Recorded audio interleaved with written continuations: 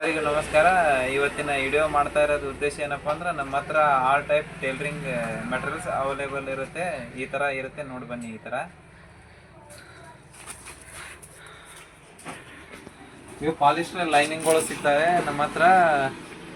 Sari fall washable fall ಇರ್ತವೆ ನಮ್ಮ ಹತ್ರ. ಭಾಗ್ಯಶ್ರೀ ಕಂಪ್ನಿದ ಫಾಲ್ ವಾಷೇಬಲ್ ಇರುತ್ತೆ. ಫಾಲ್ ಇದೆ.